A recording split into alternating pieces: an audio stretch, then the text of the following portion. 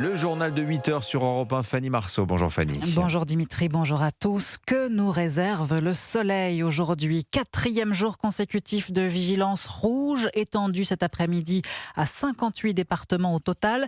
Hier a été la journée la plus chaude jamais enregistrée en France. 44,6 degrés à Bordeaux à 18h, 42,7 à La Roche-sur-Yon. Bonjour Maximilien Carlier. Bonjour Fanny, bonjour à tous. Vous êtes le correspondant d'Europe 1 dans le Nord et le Pas-de-Calais qui ne sont pas épargnés non plus par la canicule et qui vont faire aujourd'hui leur entrée dans le grand et suffocant club de la vigilance rouge. C'est déjà infernal ce matin, Maximilien. Oui, c'est une souffrance pour les habitants. On voit des gens avec des poches sous les yeux. La nuit a été difficile, lourde. Déjà 25 degrés ici. Des habitants cherchent l'ombre, lunettes de soleil et gourdes à la main pour se rafraîchir. Alors plusieurs mesures ont été mises en place dans le département du Nord. Les manifestations sportives en plein air et dans les salles interdites. Consommation d'alcool interdite également sur la voie publique. À noter que dans le Pas-de-Calais, une salle de crise est ouverte depuis hier 15h. Les appels au 12, au 112 ou au 18 ont bondi de 30%. A expliqué le préfet. Il a insisté sur le fait de ne pas fermer les écoles, mais suggère des adaptations d'horaires ou des changements de lieu pour faire classe. Température extrême attendue ici, 37, 38, 39 degrés dans le Nord et le Pas-de-Calais. Pour certaines familles, ça sera direction la côte pour respirer. Les restaurateurs et marchands de glace se frottent les mains. Merci Maximilien Carlier en direct de la métropole lilloise pour Europe 1. La canicule qui entraîne des coupures d'électricité autour de Rennes. 68 000 foyers sont privés de courant ce matin. Face à cette météo qui a déjà entraîné 40 noyades, plusieurs feux de forêt, une désorganisation du système scolaire et des transports, le gouvernement a déclenché hier le niveau 2 du plan Orsan pour assurer la montée en charge du système de santé. Et les animaux, eux aussi, tirent la langue. Oui, d'ailleurs, les vétérinaires sont aussi sur le pont pour faire face aux coups de chaud de nos amis à quatre pattes. Immersion dans le service de soins intensifs de l'hôpital vétérinaire Frégis à Gentilly, en région parisienne. Mathis Lang. Couché à l'intérieur d'une cage et branché à un ordinateur pour surveiller ses constantes, Blue, un spitzenin gris.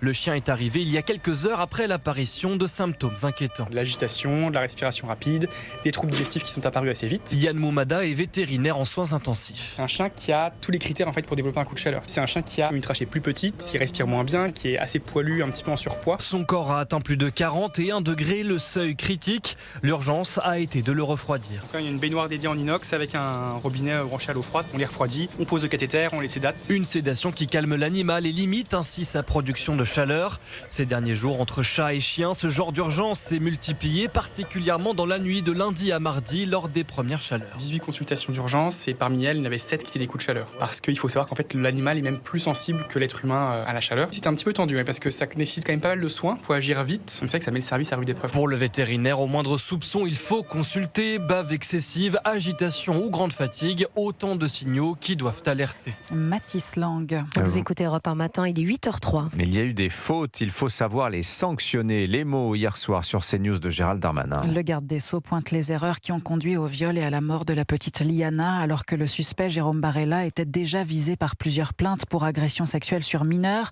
Première sanction individuelle, 2 gendarmes ont été mutés. Un magistrat a vu son habilitation pour traiter les dossiers de mineurs suspendus. Et ce n'est pas tout, Gérald Darmanin promet un choc numérique au sein de son ministère. 0 papier d'ici 6 mois, William Molinier. C'est un des premiers enseignements du pré-rapport de l'Inspection générale de la justice. Il y a évidemment les erreurs individuelles d'appréciation, mais aussi toute une série de dysfonctionnements plus structurels, notamment les délais de transmission des procédures entre services par voie postale. Or, depuis 2023, un vaste plan de transformation numérique du ministère de la Justice a été lancé. Beaucoup a été fait. On est passé en 2 ans de 2 à 165 tribunaux équipés. 3 millions de procédures pénales ont été numérisées l'année dernière. C'est 89% des affaires délictuelles. En revanche, pour les crimes, c'est plus compliqué. Les données sont sensibles, des questions de traçabilité et de sécurisation de la procédure se posent. La chancellerie a comme projet de créer une armoire numérique nationale. Objectif, remplacer les 200 serveurs actuels par une infrastructure unique où l'intelligence artificielle pourrait y être greffée. Les transferts et les analyses de dossiers entre juridictions devraient alors être facilités et surtout beaucoup plus rapide. William Molinier du service police-justice d'Europe 1. La dernière ligne droite à l'Assemblée nationale pour le débat sur la fin de vie. Pour la 3e fois, les députés se penchent sur le sujet. Vote solennel programmé le 30 juin. Cette fois encore, la Chambre basse devrait se prononcer pour l'aide active à mourir, une mesure qui terrifie le collectif des éligibles et leurs aidants. Ces membres correspondent aux critères d'accès à cette mort programmée, comme l'appelle le pape. Ils se sont réunis à Paris hier soir pour en appeler à rejeter ce texte. Reportage Charles Bouchin. Sur l'esplanade des Invalides, une centaine d'opposants à la loi sur l'euthanasie se rassemblent. Malades, soignants et psychologues prennent la parole. Des parlementaires oseront considérer que l'urgence de la France, ça sera de voter pour l'euthanasie. Est-ce que c'est ce qu'on attend d'une démocratie ? Et dans la foule, tous redoutent l'adoption de cette loi. Pour moi, c'est une deuxième condamnation. On dépose un pistolet chargé sur ma table de nuit. Edwige, 57 ans, est atteinte de la maladie de Parkinson. On a été une première fois condamné lorsqu'on a appris qu'on était malade. On nous rajoute en fait une couche en nous disant en fait, votre vie n'a pas forcément un prix aussi important qu'une autre. À ses côtés, Janine, 91 ans, brandit une pancarte, éligible à vivre, pas à mourir. Au lieu d'investir pour nous aider à mourir, ce qui serait parfait, c'est d'investir pour nous aider à vivre dans des bonnes conditions pour tout le monde. Une envie partagée par Anne-Marie, soignante, qui craint que ses patients soient poussés à demander la mort. Ça fait presque 40 ans que je travaille dans les hôpitaux. Les personnes âgées sont très fragiles, elles peuvent être influençables. Il suffit qu'on leur dise qu'elles sont un poids pour qu'elles aient plus envie de vivre. Tous espèrent que les parlementaires choisiront finalement de les aider à vivre dignement. Charles Bouchin. Marc Bloch et son épouse Simone au Panthéon depuis hier soir, cérémonie millimétrée au croisement de l'hommage poétique du salut militaire. Dans son discours, Emmanuel Macron a appelé à s'inspirer de cet historien mort en résistant au régime de Vichy, en combattant, je cite, l'esprit de défaite, ce poison lent de notre vie publique. Et 6e panthéonisation en 9 ans au pouvoir pour Emmanuel Macron. Le chef de l'État en fait-il trop selon vous ? C'est la question du jour sur le site et l'appli Europe 1. Vous votez dès maintenant.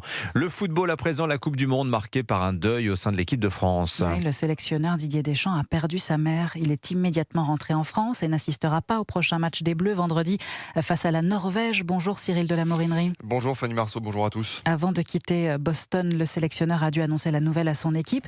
Moment très émouvant, hein, Cyril. Oui, dans leur hôtel à Boston, Didier Deschamps a annoncé la triste nouvelle à ses joueurs. Un moment silencieux, poignant a suivi avant le départ du sélectionneur qui est revenu en France pour les obsèques de sa maman. C'est donc Guy Stéphane qui prend les rênes de l'équipe. Son éternel bras droit va diriger les séances, participer à la conférence de presse d'avant-match. Demain, il sera sur le banc vendredi face à la Norvège. Je peux vous le dire, les Bleus sont entre très bonne main. Le Breton de 69 ans a tissé une relation de confiance avec le groupe. Il est très apprécié du capitaine Kylian Mbappé. Il n'est pas seul. Il y a l'entraîneur des gardiens Franck Raviot, le préparateur Cyril Moine également à ses côtés. Guy Stéphane restera bien sûr en contact avec Didier Deschamps. Cette situation s'est malheureusement déjà produite il y a 4 ans lors du décès du père de Didier Deschamps. Guy Stéphane l'avait alors remplacé, mais les Bleus s'étaient inclinés face au Danemark au Stade de France. Cette fois, le contexte est différent. On est en Coupe du Monde et on sait que les Français sont très attachés à leur sélectionneur. Ils voudront leur offrir une victoire et c'est d'ailleurs l'objectif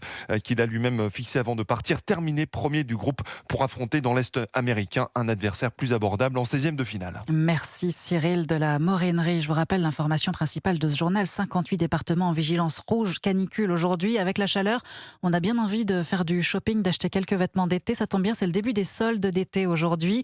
Une aubaine pour les grands magasins climatisés et les sites de vente en ligne. Cependant, les boutiques qui se trouvent dans les centres-villes désertés à cause de la chaleur craignent une catastrophe. Il y aura quand même de gros rabais pour les attirer du coup. Effectivement, la fréquentation des centres commerciaux est en hausse, en est depuis quelques jours. Merci beaucoup Fanny Marceau. Merci à vous. C'était votre journal. Je vous rappelle 8h.